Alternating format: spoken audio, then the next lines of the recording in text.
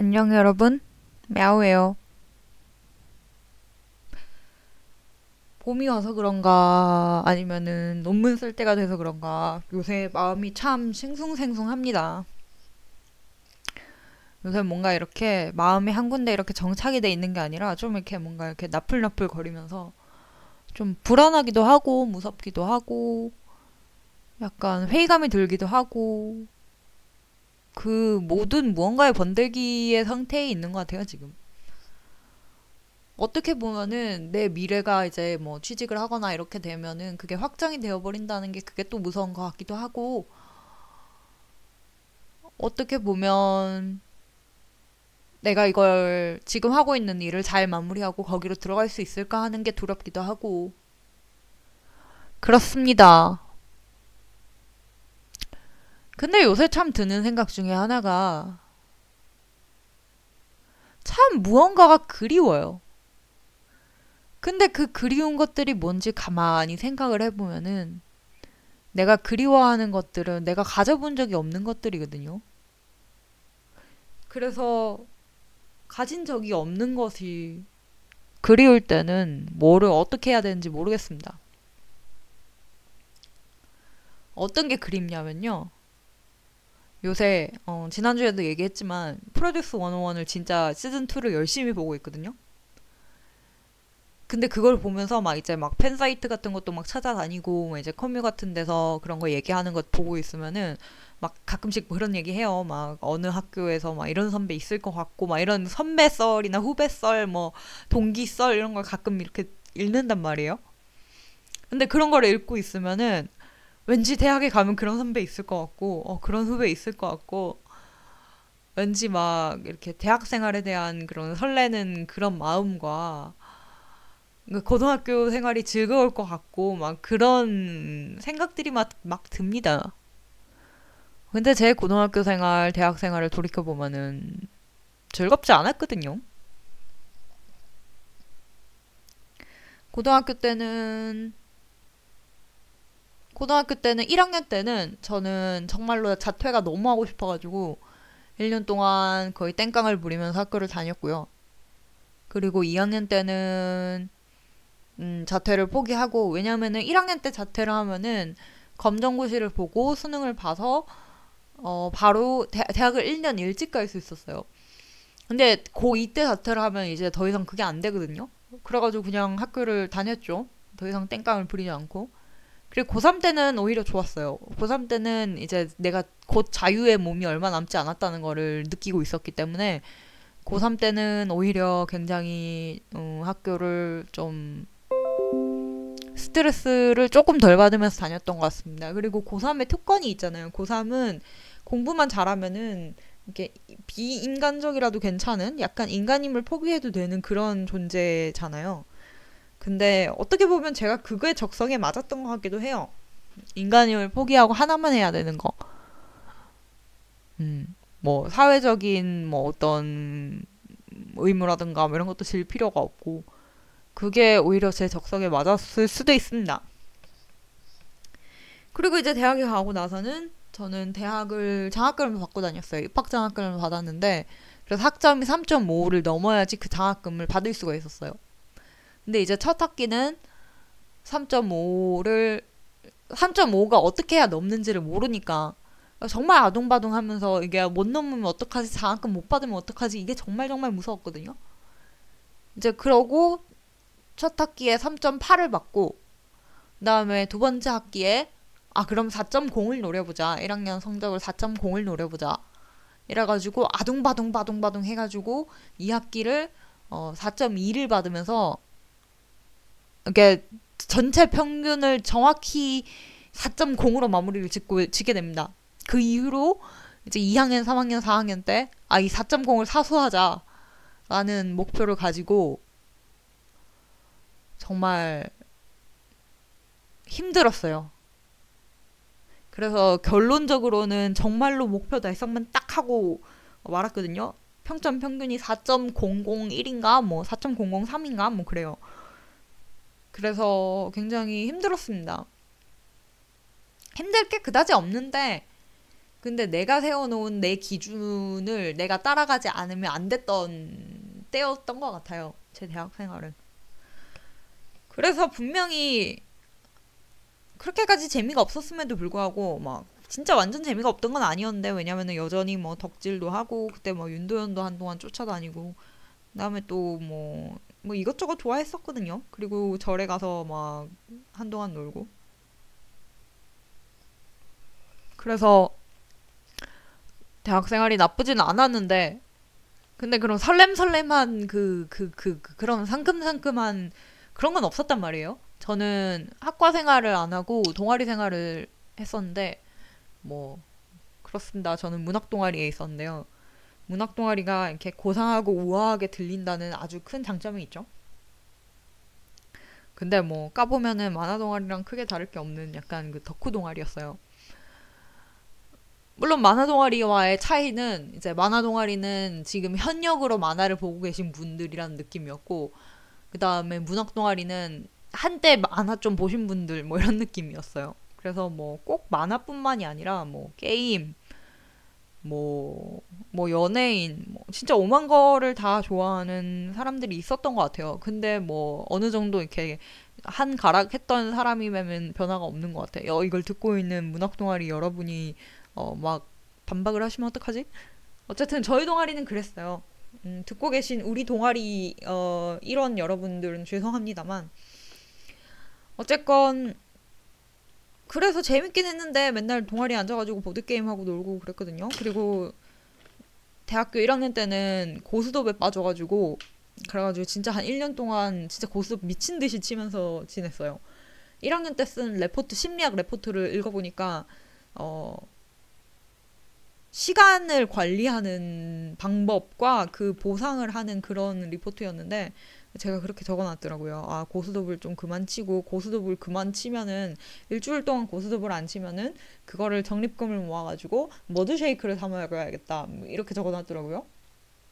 좀 지금 읽어보니까 마치 이게 도박 중독에서 벗어나서 알코올 중독자가 되어야겠다, 뭐 이런 식으로 들리긴 하는데, 어쨌건 그래서 대학 생활이 뭐 그렇게까지 나쁘지는 않았습니다만은, 하지만 그런 설렘설렘함이 없었던 것도 사실이고, 그리고 대학 생활 스트레스 진짜 많이 받았거든요. 맨날 시험 기간만 되면 한 번씩 꼭 토하고 스트레스 받아가지고 진짜 뭐 난리도 아니었어요. 근데 이제 지나니까 좀 어느 정도 이제 미화가 되는 거지. 아, 그 뭔가 대학 가면 그런 거 있을 것 같아. 나는 인싸였던 적이 한 번도 없는데 왠지 인싸가 될 수 있을 것 같고. 그렇습니다. 그래요, 여러분. 요새는 참 말이 그리운 것 같아요. 말이 요새 점점 이게 상태도 안 좋아지고, 그다음에 뭐 독일어도 잘 안 하고, 그러니까 독일어를 심각하게 대한지를 잘 않고 이러니까 자꾸 누가 갑자기 독일어 하면은 좀 당황을 하게 되는데, 그러니까 제가 채비가 돼 있으면 괜찮은데 갑자기 누가 독일어로 말을 걸면은 좀 당황하게 돼요. 그래서 못 알아듣고, 아는 말도 못 알아듣고. 근데 그러다 보니까 점점 이렇게 독일어 애고가 점점 죽어가고, 그 나의 실력이 배어서 점점 이렇게 애가 자신감이 없어지는 게 느껴집니다. 그러니까 뭔가 이렇게 한국어가 그리워지는 것 같아요. 뭐 꼭 독일어를 뭐 못 알아듣고 이런 것뿐만이 아니더라도 이렇게 어느 정도 언어에 따라서 그 장벽이 있기 때문에, 내가 독일어를 아무리 잘하게 된다고 하더라도, 내가 영어를 아무리 잘해도 그 느껴지는 게 있어요. 내 생각을 완전히 정말 100%내 영혼을 털어놓지 못하겠구나 하는 생각들을 합니다. 저는 글 쓰는 걸 되게 좋아했어요. 저는 일기 쓰는 것도 그렇게까지 싫어하지 않았고, 물론 초등학교 4학년 때쯤에는 아, 일기 쓰기 싫다, 너무 졸린다, 이걸로 맨날 한 페이지를 채우곤 했지만, 글 쓰는 것도 좋아했고, 고등학교 때는 뭐 문예창작 반에 그때 당시 이제 대구광역시 문학영재 소설 창작반에 들어가서 1년 동안 수업을 듣기도 했고요. 근데 이게 좀 함정인 게 40명을 뽑는데 면접을 38명이 봤거든요. 어쨌거나 저는 문학 영재였습니다. 문학 영재반을 들었으니까 난 그렇게 우길 거야. 어쨌든 그런 글 쓰고 뭐 이런 것들에 관심이 많았어요. 그 백일장도 많이 나가고요. 그리고 그냥 이렇게 정신의 한 가닥을 그렇게 잡고 키보드 앞에서 내 영혼을 정말 쏟아내는 거를 굉장히 좋아했습니다. 하지만 영어도 독일어도 그게 안 돼요. 저는 그게 너무너무 슬퍼요. 한국어로 뭐 레포트나 이런 거를 쓰면은 정말 제가 읽어봐도 잘 썼거든요. 뭐 딱히 논지는 없어요. 딱히 뭘 하는지 모르겠는데 정말 문장 문장 하나하나가 수려하고 정말 이렇게 글을 전체적으로 쫙 읽어보면 와, 잘 썼다 이 생각이 들거든요. 특히나 가끔씩 약간 이렇게 맛이 가가지고 시험 문제 같은 거 쓸 때 와, 잘 쓴다. 그렇게 살아왔는데 정말 잘에 지읒도 지 못하는 상태로 영어로 된 레포트를 쓰려고 하니까 너무너무 갑갑합니다. 정말 영어는 뭐 어느 정도 문법적으로 맞는 표현을 쓴다고 해도 혹은 뭐 뜻이 통한다고 해도 뜻이 통하고 문법적으로 맞는 거와 정말 정말 수려하고 예술적이면서 창의적인 문장을 만들어내는 건 진짜 별개의 일이기 때문에 근데 저는 그게 안 돼요. 그리고 그게 가능할지도 모르겠어요. 정말 어릴 적에는 정말 이렇게 그 문장, 예쁜 문장들을 통째로 집어삼켜서 그거를 이렇게 아작아작 씹어먹던 그럴 때가 있었는데, 한국어는.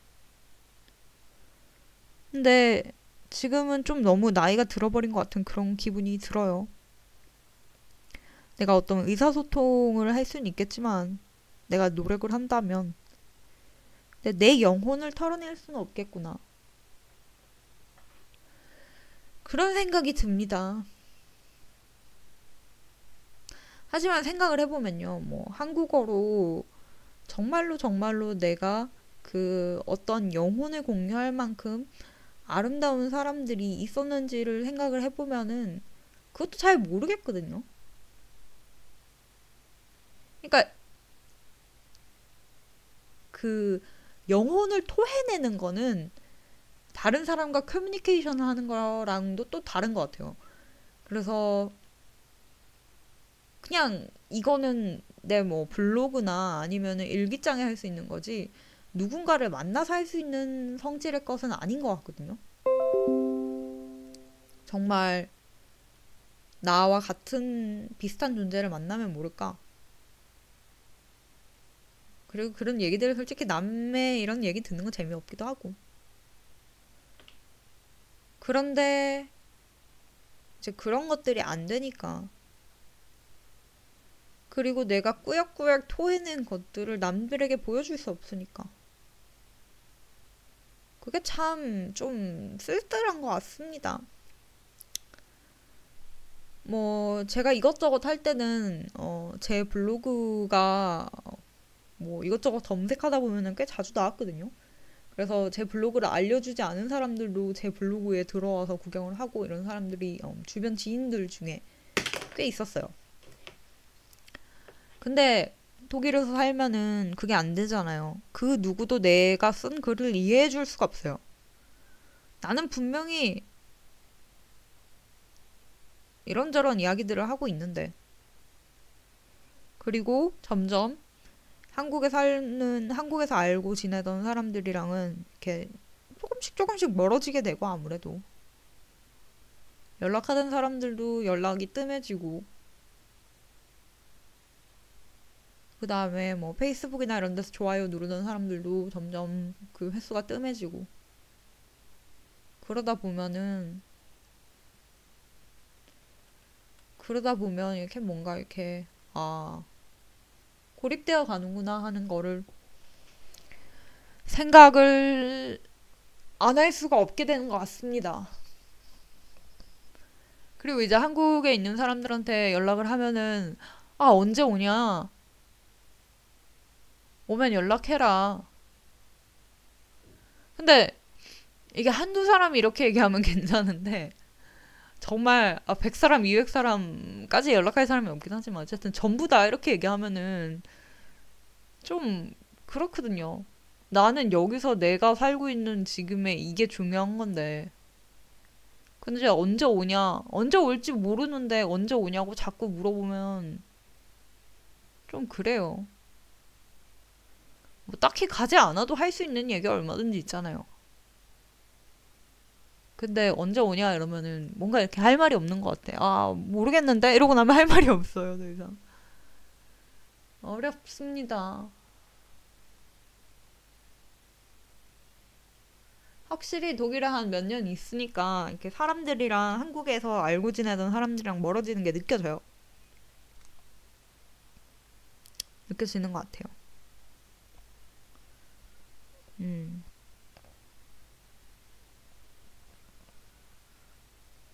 어렵습니다.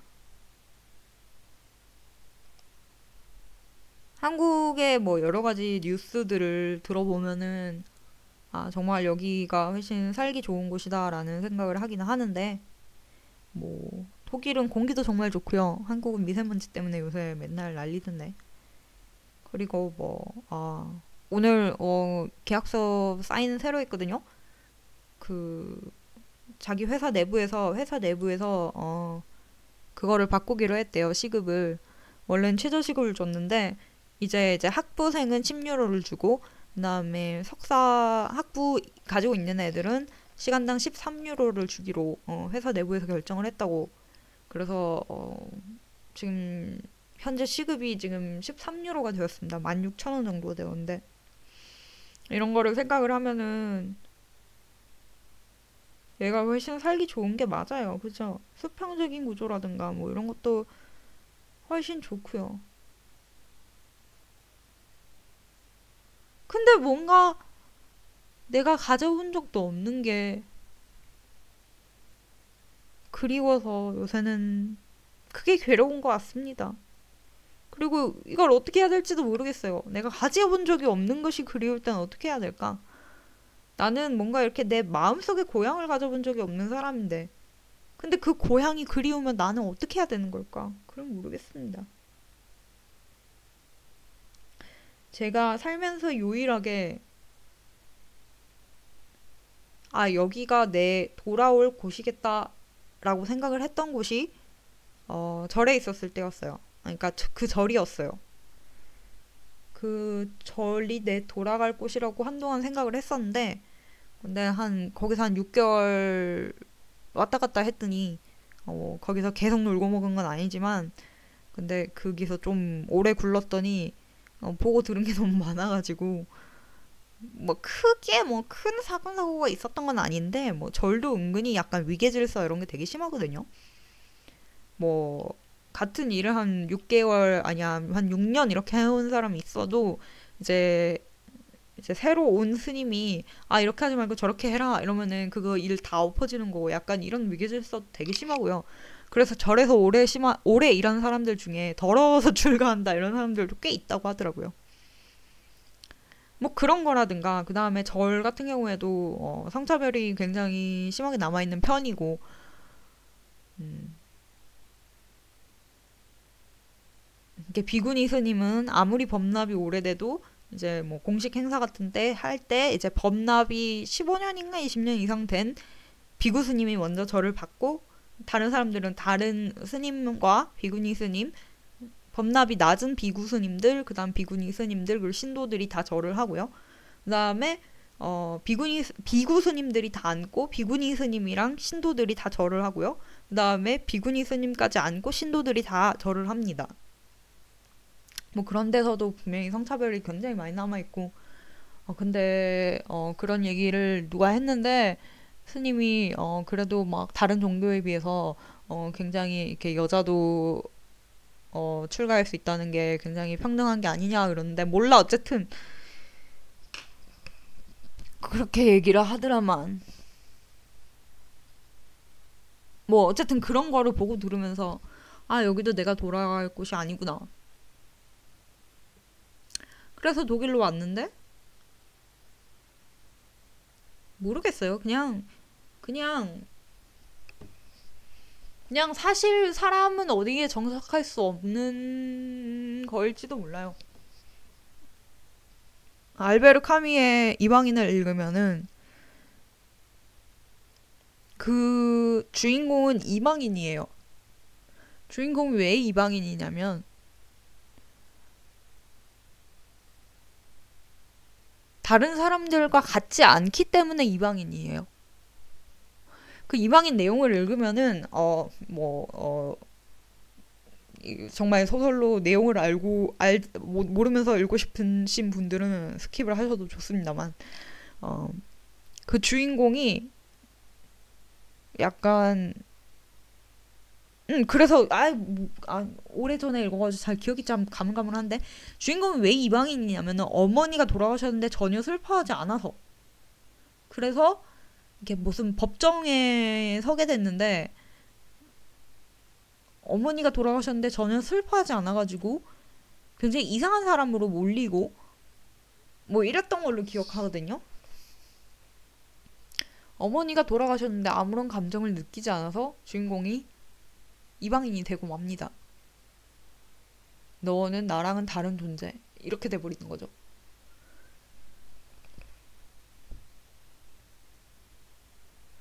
그래서 어떤 사람이 꼭 이방인이 아니라고 하더라도 이방인이 되기는 참 쉽거든요. 이방인으로 만들기도 정말 정말 쉽고요. 나와는 다른 존재라는 선을 딱 그어버리고 내 집단에 소속되지 않은 그 어떤 외적인 존재로 만들어버리면 그게 다 이방인이 되어버리는 거니까. 그래서 어떤 사람이 자기가 이방인이라고 느끼는 거는 어떻게 보면 그 개인의 문제가 아닐까라는 생각도 하기는 합니다. 어디에 있든 간에 뭐 그렇게까지 크게 달라지는 게 없지 않은가. 뭐 그런 생각들을 하긴 합니다만은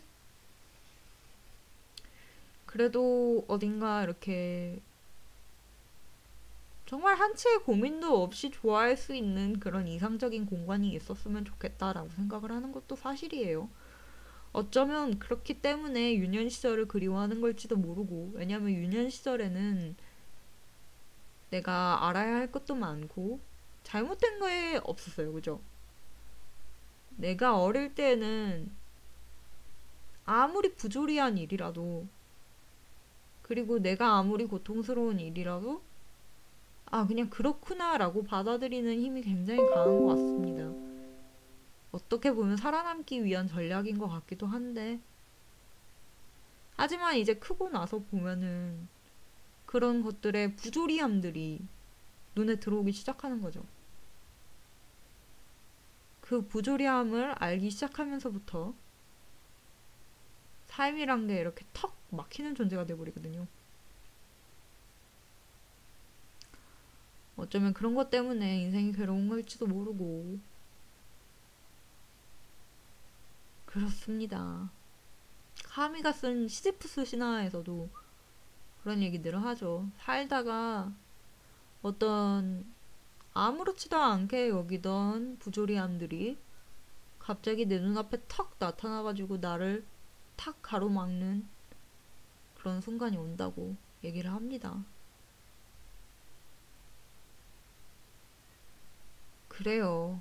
그런 부조리함들을 여러분이 어떻게 이겨낼 수 있는지, 내가 어떻게 이겨낼 수 있는지,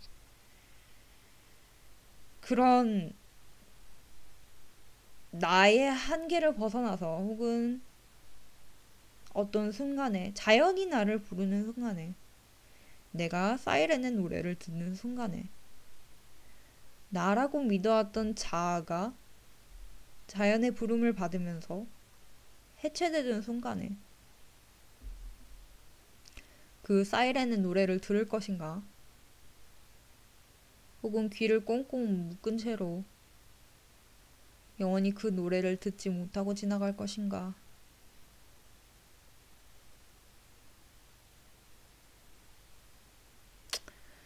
모르겠습니다. 그래도 그 노래를 들어야겠죠. 아무리 괴롭더라도 가판에 나를 묶는 한이 있더라도 그 노래를 듣고 내 자아를 모르겠습니다. 사실 자아라고 할 것도 없어요. 그것도 다 내가 자아라고 믿는 것만이 있을 뿐이죠. 그죠?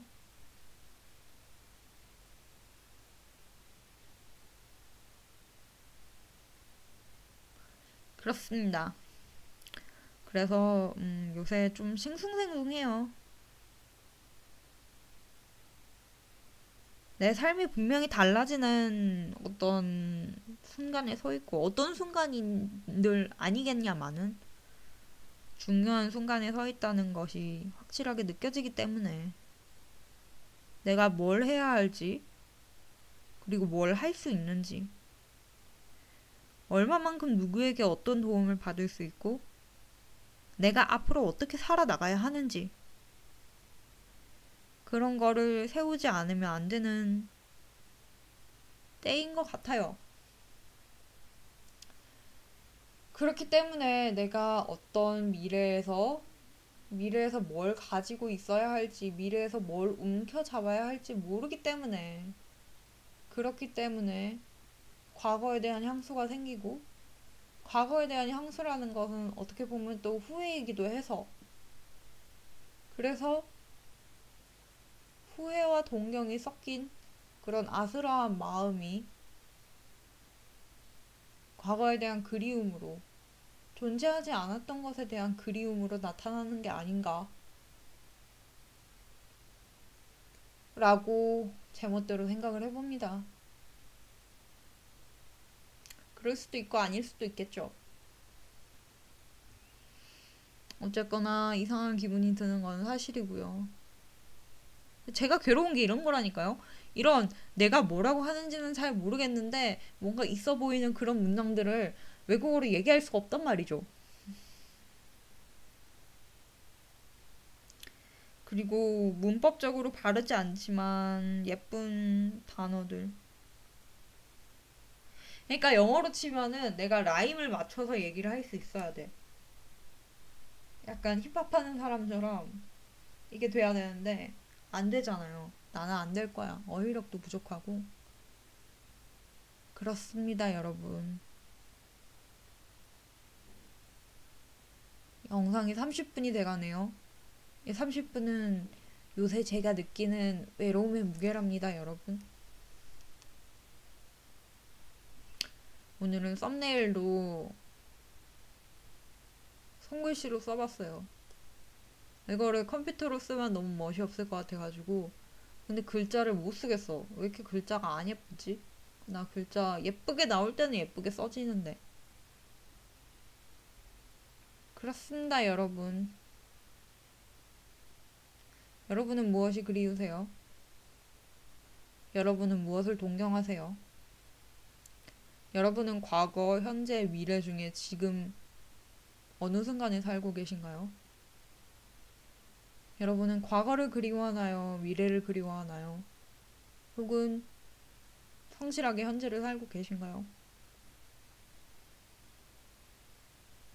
현재를 착실하게 차근차근 밟아나가는 게 가장 정답인 것 같아요. 그게 안 되니까 자꾸 막 과거나 미래로 치닫고 있는 거고. 그렇습니다. 앞으로 5개월간 현재를 차근차근 잘 밟아 나가야 할 텐데. 그게 그렇게까지 쉬운 일도 아닌 것 같아요. 하지만 어떻게든 되겠죠? 어떻게든 될 것으로 믿습니다. 그리고 어떻게든 되어야 하고요. 그래서 내가 5개월 전을 돌이켜 봤을 때 이런 걱정들을 했었구나 라고 고개를 끄덕끄덕 할 수 있는 정도로만 남았으면 좋겠습니다. 그렇습니다. 열심히 삽시다. 부처님이 죽을 때 마지막으로 했던 얘기가 열심히 살아라 이거래요. 물론 더 이렇게 있어 보이게 얘기를 했지만 열심히 살아라. 근데 그 열심히 사니까 정말 정말 어렵거든요. 열심히 사는 게 뭔지도 모르겠고요. 하지만 저는 삶은 방향성이라고 생각하기 때문에 내가 나침반만 잘 들고 내가 가고자 하는 방향만 알고 있으면은 조금씩 쉬어가더라도 조금씩 늦게 가더라도 언젠가는 그곳에 도달할 수 있지 않을까 라고 생각을 해봅니다. 그래요. 여전히 싱숭생숭하고 하고 싶은 말은 많고 할 말은 없는데 무언가 이렇게 막 계속 얘기는 하고 싶고 그런 기분들이 들지만 이번 주는 이 정도만 하도록 하겠어요. 여러분들의 삶은 어떤가요? 여러분들이 꿈꾸는 독일 생활 혹은 지내고 있는 독일 생활 혹은 꿈꾸는 그냥 미래 생활 이런 것들은 어떤 것들을 내포하고 있나요?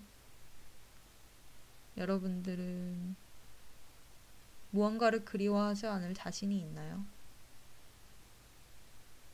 안녕. 다음 주에 봐요. 빠잉.